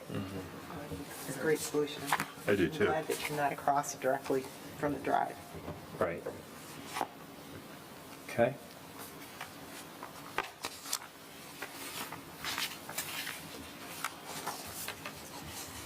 Where are we on density? What do we have for landscaping between the units that are back to back? I don't see any proposed landscaping. What is that unit? If you could zoom in, Troy, I think it was unit 8. And then what's across from there to the south, 40? let's see, unit 8 is over here. Yeah, and, to the south is In that here? 40? Yeah, this- 40. Okay, so like 8 through 12 and 40 through, what's in that common area there? This is lawn. No trees? There's a slight berm here. That's your usable open space area? Well, this isn't a berm, this is actually So we a could- session area. Yeah, that's not a berm. Yeah. Now, keep in mind, the houses are not going to be exact, To the dotted line. rectangle blocks. The house may, I don't know, may end here, so the homeowner, I'm guessing, would have some ability to landscape within this area you see, however they want, I'm guessing. I could be off on that, but. Well, as your review letter stated, everything would be within the dotted line. So Well, if they're from going to the- put up a deck or whatever, Yeah. it's within the That's correct. dotted line. Yeah, that's a, Yeah, The garages could be set back. I mean, right. Well, I think you guys are all looking towards me to break the tie here. All right, so I'm with Sue that the list of benefits to the community is not impressive. Yeah, I think if the development was willing to do that second row of evergreen and as another benefit, do a variety of trees in the common area, those would be beneficial. And the high density is to each his own. So it would increase the benefits with those additional landscapes. So that would make the neighbors happier with the second row of trees, with the privacy, lighting, and noise, and what have you. I think with that second row of trees, and if you were willing to do a variety of trees in that common area, like I said, that would increase the benefits. If you're willing to do that, I would say, like Larry was saying, to each their own. Some people prefer the higher density and less maintenance, so if you were willing to do something like that, I would say yes to the density. We would gladly add a variety of trees in that park area. And a second row of pines. Yes. Yeah. Okay, I think that would make the neighbors a little bit happier.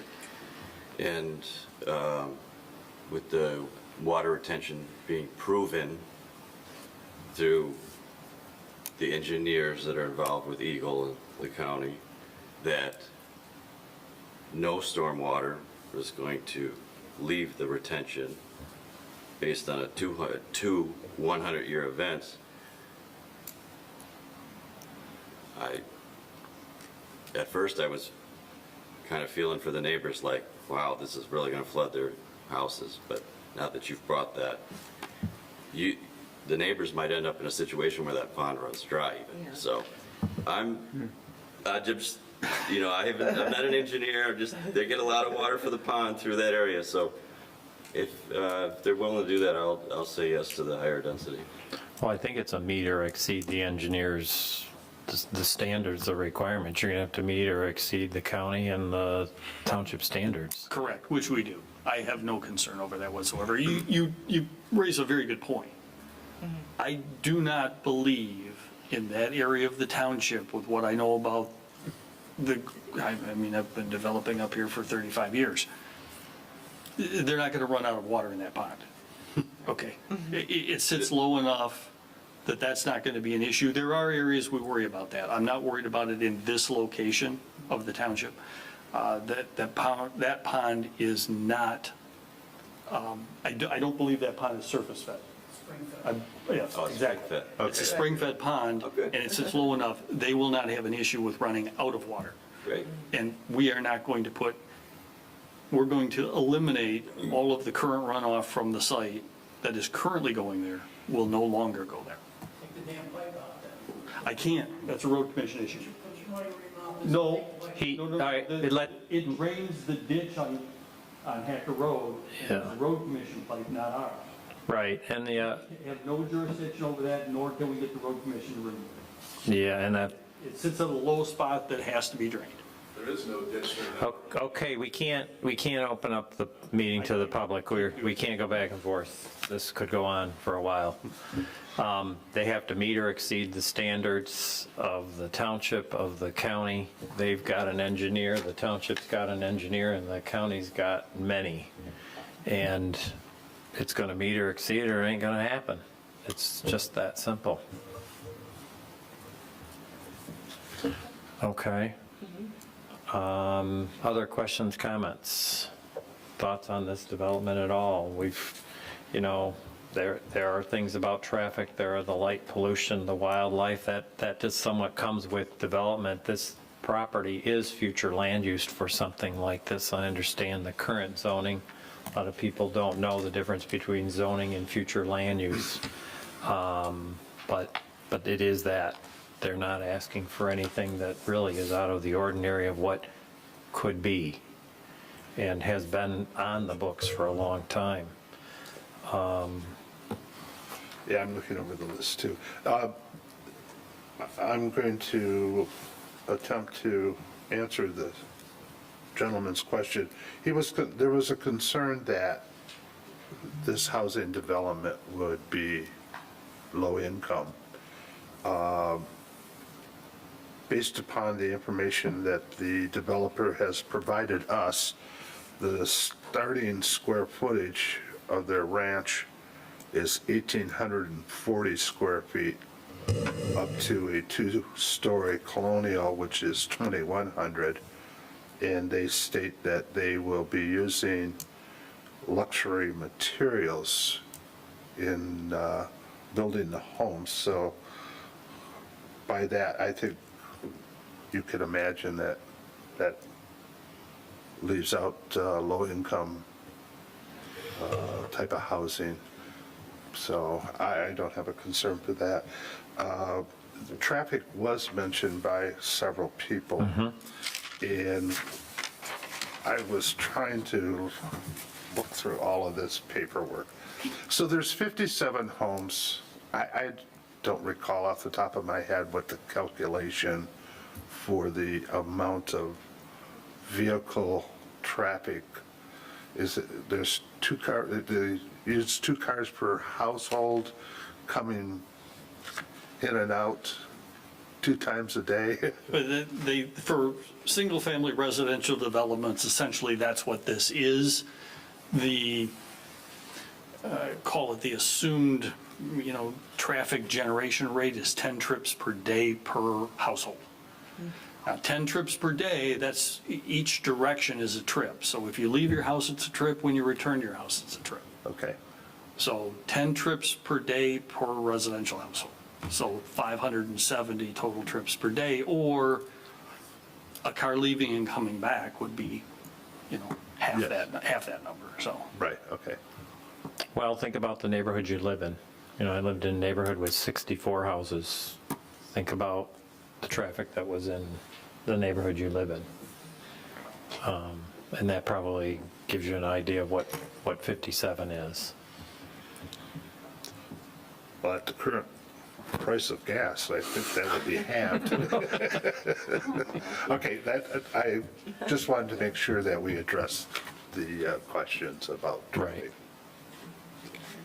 That's it for me. Okay, anything else, Sue? Jim, anything else? Okay, Summer, anything else? No. Okay. Mr. Tom Murphy. Anything, Michelle? Okay. If you are so inclined this evening, there is a motion on the top of the first page of the planning staff letter of May 19. If you are so inclined.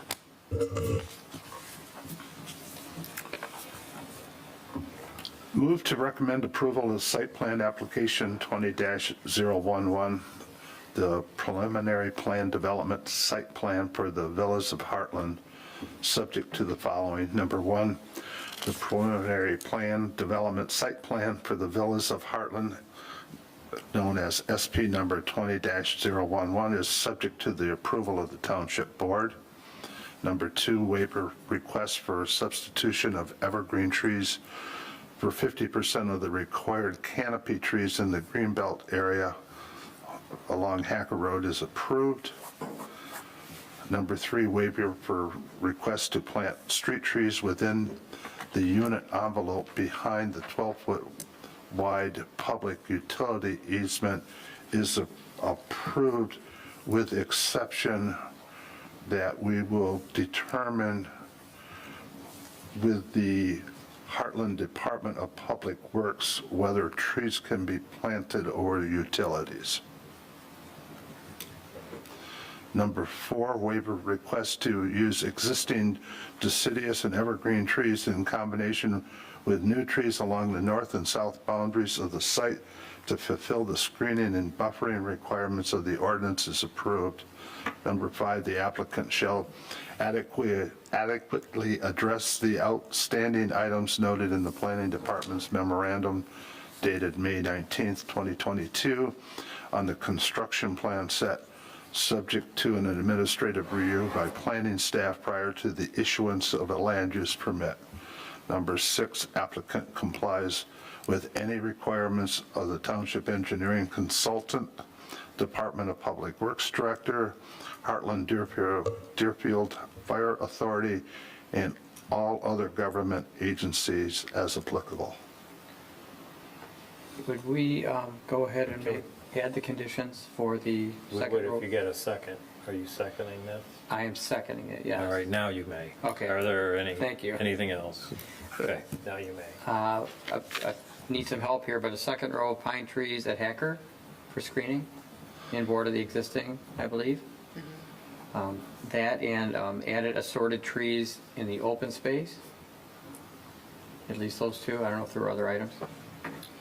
The identification of the historical trees, what size you want? Mostly it's just to maintain all existing trees that we can, that are, fronting onto Hacker Road. But they should be identified. Yep, and they'll be identified on the plan and preserved. That can be the condition, Yep. just like that. Is that it? I believe so. Sound right? I believe so. So we have a motion to recommend approval of site plan application number 20-011, the preliminary plan development site plan for the Villas of Heartland, with the conditions as stated here this evening. Any further discussion? All those in favor say aye. Aye. Aye. Opposed, nay. Nay. Nay. 5-2. The nays would be LaRose and McMullen. Congratulations. Thank you. Thank you. Good luck at your next step.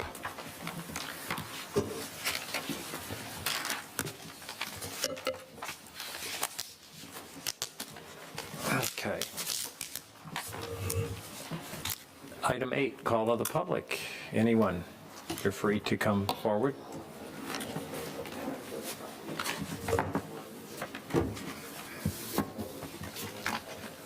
Hi, it's me again, Jim Jablonski, 2345 North Hacker in Osceola Township. I would just like to take this time to respond to a couple of quick points, not to relate, okay. One is Mr. Perry's thorough dismissal of our stormwater concerns are quite alarming, okay? Our comments today were based on information in the meeting packet.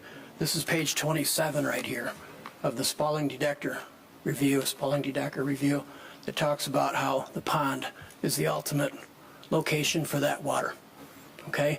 And the second one is, on a personal note, I'd like you to reconsider assuming what will make the neighbors happy relative to the density. These are my neighbors. No one in here is happy, okay? Comparing it to Fiddler's Grove is not the same thing. Fiddler's Grove's not sitting in Osceola Township in a rural area like this is. I like Fiddler's Grove. I took my mother-in-law through there, thought maybe I'd be a good place for her to move here. It's a nice place, okay? Fiddler's Grove doesn't belong on Hacker Road. It doesn't fit. It's not part of our lifestyle there. Thank you. All right, thank you very much. Okay, Henry Nykel again, 2371 Hacker Road. Mr. Perry did state that there is no water going to leave that property. I can't prove or disapprove that. it will or will not happen. But one of my concerns is if it does leave that property, what it can be done. This is something I've got a big concern about. Anybody can propose anything, they can do all their calculations, everything else. If the berm fails, whatever happens else to it. I'm sure we got enough retention to hold the water back for 200-year rain, but if the berm fails, it's coming over. We can't stop it. So there should be something in place as a protective factor if that fails, because dams fail all the time. And this is just a earthen dam, so it doesn't mean that it can't fail. So that's one of my biggest concerns, is that water's still coming across. Thank you. All right, thank you very much. Hi, Steve Cotter again. I guess my own fault, I didn't really look at the plans close enough, but I did notice there is a berm on the exit side that's 4 feet high that goes partially around, and it looks like it kind of stops, and then you're talking about adding a couple of rows of evergreen trees. I appreciate that. If that berm, that 4-foot berm, could continue around to the emergency exit road, that would be helpful for my concerns with the light and the noise and everything. And the one other thing is that I'm pretty sure my house is going to I'm going to take a hit on the property value of my house when I go to sell it when I retire. And it would be nice to get, I think there's a way to extend the road a little bit further towards the emergency exit and still have the trees, where that would be a benefit for me and possibly the neighbors to offset some of the negative effect of, losing some home value at my house. And I would appreciate if you guys would consider possibly extending the road a little bit further. Thank you. All right, thank you. Anyone else? I would like to add, thank you for coming. You obviously, if you didn't get maybe the results you wanted, but you obviously see that you had an impact on this project. There have been changes made to it, and we did discuss your issues, and your time was very well spent coming here. We do appreciate the input, and we do listen.